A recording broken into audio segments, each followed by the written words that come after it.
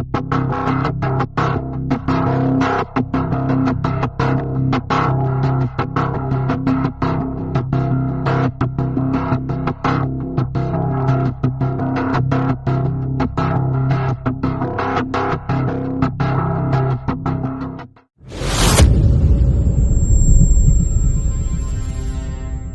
lupa nih mungkin, karena saya belajar untuk merenung, belajar untuk melihat flashback kehidupan saya atau inner child saya nih, pengalaman dari saya masih kecil. Oh ya ini dia, oh ini dia masalahnya, oh ini dia, oh kenapa saya akhirnya makin narkoba, oh saya dulu seorang broken home. Jadi saya punya kekecewaan dalam diri saya gitu, yang saya tuh nggak bisa ungkapkan ke orang tua, sehingga akhirnya saya pendem gitu kan. Selamat siang. Halo guys, seluruh masyarakat Indonesia. Pada kesempatan hari ini saya kedatangan tamu yang luar biasa, Saudara Sandi Tumiwa, yang bersangkutan pernah terlibat narkoba. Mari kita dengarkan kesaksian bagaimana yang bersangkutan bisa sembuh dari narkoba dan menjadi pribadi yang berbeda setelah sembuh.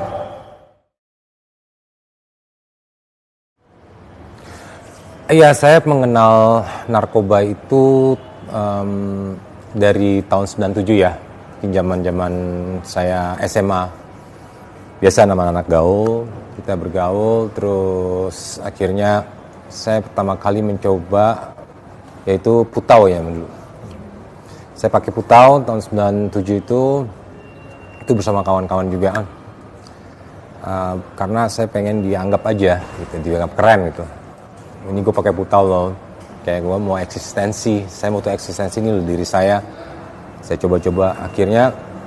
Tapi saya pada waktu itu bersyukur, kenapa? Ya bersyukur dan sedih dan bersyukur sih, saya punya sahabat namanya Nakia itu meninggal. Dia ternyata banyak banget suntikannya di tangannya, dan saya dikasih tahu sama keluarganya dia meninggal, dikasih lihat banyak tangannya kesuntikan semua. Dari situ saya berhenti. Tapi saya kan nggak tahu pendidikannya, saya nggak tahu pengetahuan itu. Akhirnya saya mulai gantilah dengan berarti putau parah nih, saya nggak mau, udah serem gitu kan. Saya sedih banget di situ beneran. Tapi saya pakai sampai bikin bikin band namanya Nakia dulu. Waktu itu sama Irma Darmawangsa, ada artis ya Irma Darmawangsa. Saya bikin band nyanyi di daerah suatu kafe kan di sana tahun 97-an. Udah, setelah itu saya mulai coba yang lain, dengan coba yang namanya Inex. Bergaul sama yang lainnya namanya Dugem, tempat Dugem. Karena kan saya nggak tahu pengetahuan itu mengenai putau. Ya saya tahu teman saya meninggal, sahabat saya, orang terdekat saya meninggal, saya berhenti gitu. Saya nggak tahu juga, makanya karena saya nggak tahu itu, akhirnya saya coba yang lain, karena katanya fun, ya bener, akhirnya fun, seneng. Sampai singkat cerita saya mencoba yang substance yang zat yang saya suka itu adalah sabu. Gitu. Itulah rangkaian saya mengenal.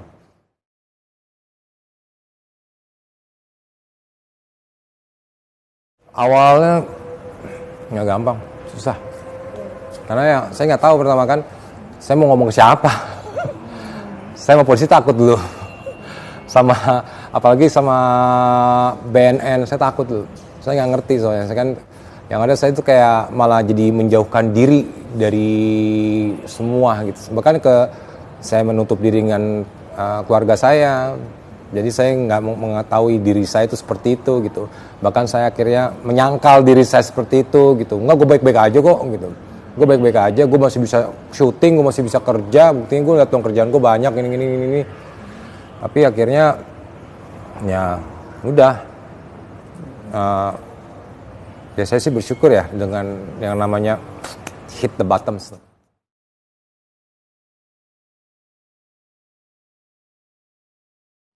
At the end memang hal yang bikin saya bisa lepas ibu saya, peran keluarga saya, almarhum ibu saya. Sebelum dia meninggal, dia memberikan pesan sama saya. Saya lagi di dalam waktu era pandemi kan, dari Salemba hanya bisa memberikan video call ya. Karena untuk bisa berhubungan dengan keluarga. Akhirnya saya cuma bisa ngelihat di video call ibu saya lagi disiram pakai bunga. Saya nggak bisa mandiin ibu saya cuma bisa ngeliat dia di video call. Itu sakit banget. Jadi hanya gara-gara sebuah sabu yang cuma mungkin 700.000, 600.000, saya kehilangan orang-orang yang saya sayangin. Tuh.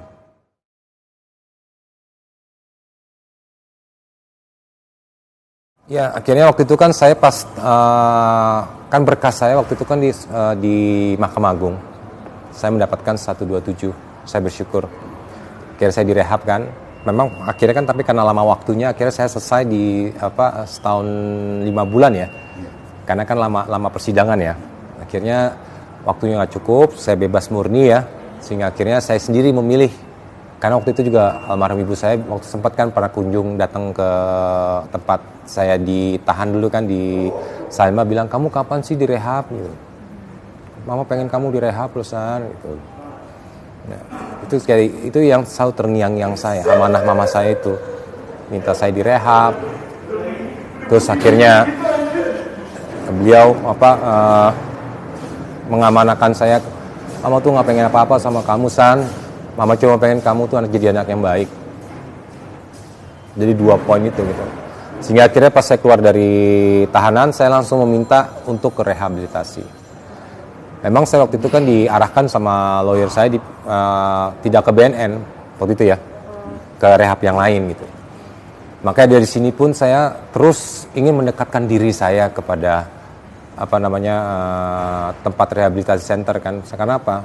Saya ingin terus mendapatkan pengajaran itu. Memang waktu di tempat rehabilitasi mengatakan, pertama-tama kamu harus sadar kalau kamu itu udah berantakan. Saya pas di dalam isolasi, waktu saya akhirnya memilih ke tempat rehabilitasi itu, ya saya dibilang sama salah satu konselor bilang begitu, "Kamu harus sadar kalau kamu itu berantakan." "Enggak ya udah diam aja dulu, kamu pikirin aja dulu," gitu kan. Akhirnya saya baru sadar, oh iya.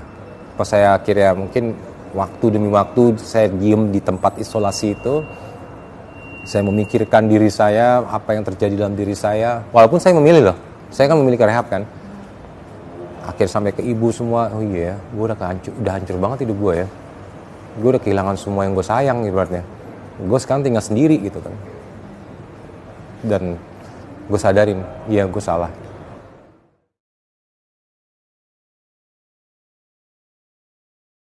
Ya intinya perbandingannya, ketika kamu make dan ketika kamu nggak make, bagaimana? Karena kita kan denial, saya kan merasa denial, maksudnya nggak mungkin lah gue begini, enggak, gue masih bisa kerja, masih ini. Tapi kan secara langsung kalau kita ngeliat flashback belakang, apa yang kita dapat positifnya, apa yang kita dapat negatifnya kan. Ternyata yang saya sadarin dalam diri saya banyak banget negatifnya.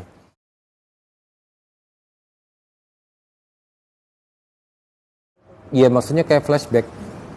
Jadi kan pas saya sadari pas di isolasi itu, memang ada namanya kan isolasi mandiri ya. Kita harus diem di tempat, nggak bisa ngapa-ngapain. Kita kan biasanya kan struggle pengen cari barang itu kan. Kalau kita yang namanya udah sogas ya udah parah, gue pengen banget nyari itu barang, gue pengen mau nyabu, gue pengen banget misalnya kalau gue saya sukanya kan itu sabu, saya pengen banget cari gitu. Tapi saya didiemin di situ kan. Saya kan mau pakai cara gimana, intrik saya, ya bukan gimana caranya saya bisa mendapatkan barang itu, tapi kan akhirnya saya nggak bisa karena kan di kerangkeng. Ya udah, akhirnya saya cuma bisa merenung. Akhirnya saya cuma bisa sujud ya dengan ajaran agama saya ya. Saya sujud doa. Akhirnya di situ saya merenung atau namanya tafakur, merenung. Akhirnya saya memikirkan, oh iya. Makanya saya bisa tahu. Dulu kan saya lupa nih mungkin. Karena saya belajar untuk merenung, belajar untuk melihat flashback kehidupan saya atau inner child saya nih. Pengalaman dari saya masih kecil. Oh iya ini dia. Oh ini dia masalahnya. Oh ini dia. Oh kenapa saya akhirnya makin narkoba? Oh saya dulu seorang broken home. Jadi saya punya kekecewaan dalam diri saya gitu. Yang saya tuh nggak bisa ungkapkan ke orang tua sehingga akhirnya saya pendem gitu kan. Dan akhirnya timbullah kekecewaan itu. Akhirnya ada teman-teman atau lingkungan yang lain yang mensupport saya yang bisa akhirnya menghilangkan kekecewaan, yang terkesan bisa menghilangkan kekecewaan saya bergaul dengan mereka. Dan ternyata pergaulan itu salah. Karena pergaulan mereka kan mungkin ya karena wajar ya anak muda zaman dulu itu kan pengennya ya kalau drugs itu keren. kata mereka gitu. Padahal yang saya tahu sekarang drugs itu ya not keren, berantakan hidup lo at the end gitu. Tapi kan baru kamu sadar sekarang ini saya udah umur 39 tahun, saya harus ibaratnya harus mulai mupuk lagi, menata lagi nih hidup saya yang udah berantakan kemarin-kemarin. Tapi ya bukan berarti saya terus down gitu ya, saya harus bangkit gitu.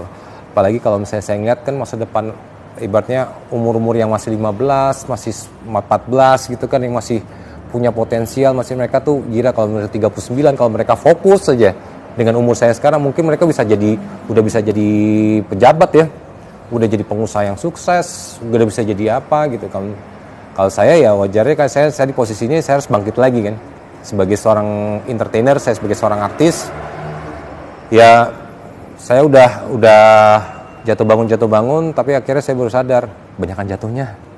Dan saya baru sadar akhirnya, ini gara-gara saya. Kenapa saya memilih drugs itu? Kenapa saya milih sabu ini? Kenapa saya waktu dulu beli putau? Kenapa waktu saya milih Inex? Kenapa saya ambil yang namanya semua lah barang-barang yang kalau dibilang haram. Haram itu kenapa? Karena menghancurkan diri kita. Itu haram.